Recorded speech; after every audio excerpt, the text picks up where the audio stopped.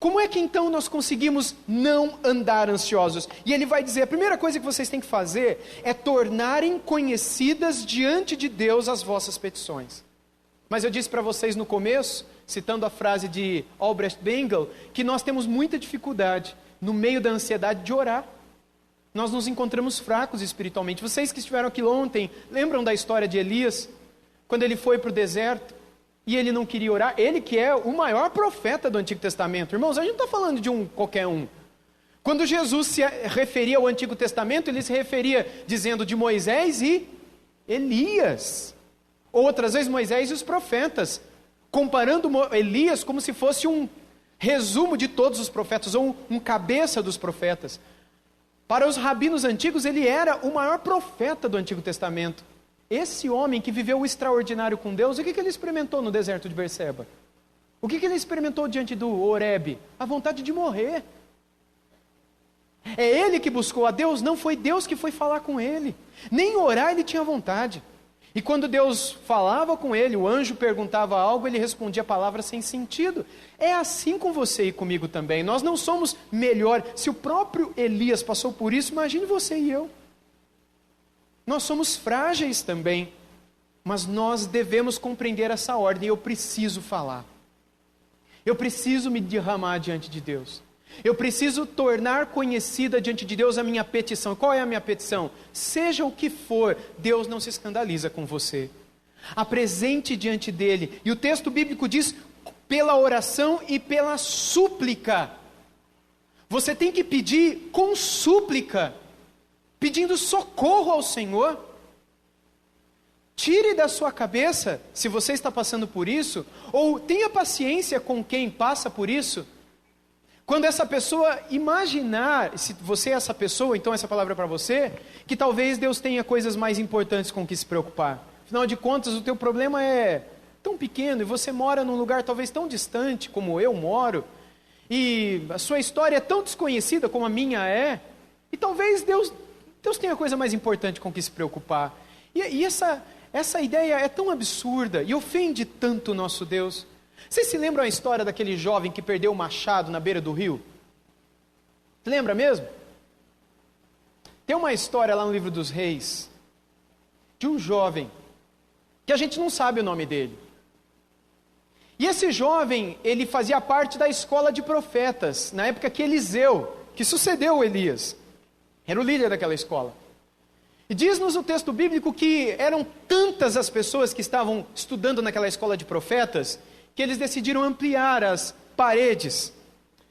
E aí então pediram autorização para Eliseu, Eliseu autorizou que eles fossem, e quando eles começaram a se organizar para ir atrás da madeira, eles pediram para que o Eliseu fosse junto, na beira do Jordão, pegar madeira para ampliar as instalações da escola. Só que quando eles chegaram lá, e Eliseu estava junto, o ferro de um dos machados soltou da madeira e caiu na água.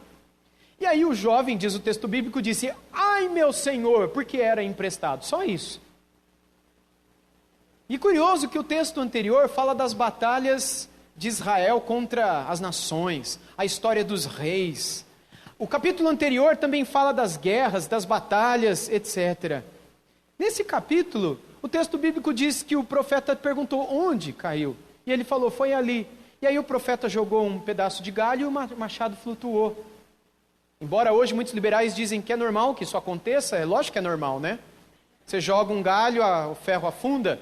Aliás, eu já tentei fazer isso. Sabe aqueles lugares, eu não sei se tem aqui em Campina Grande, eu não sei se na sua cidade tem, que o pessoal joga moedinha na fonte? Tem aquele monte de moeda de R$1,50. Irmãos, eu já joguei uns galinhos, para ver se as moedas flutuam, e eu passo a peneira com os meus filhos, mas não flutua, não adianta.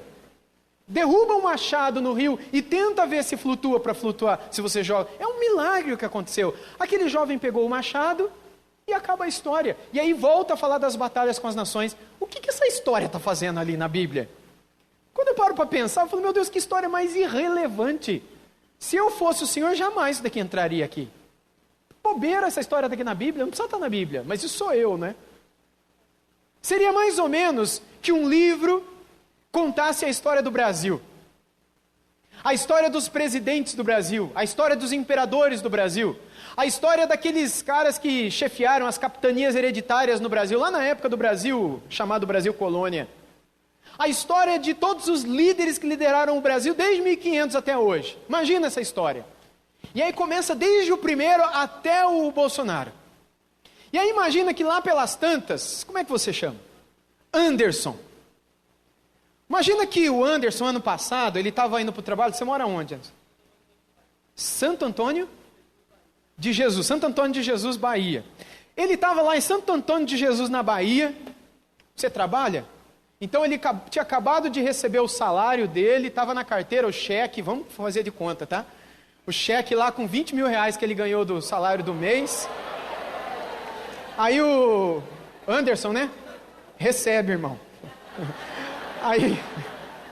Aí o Anderson tava e apareceu aquele moleque, né?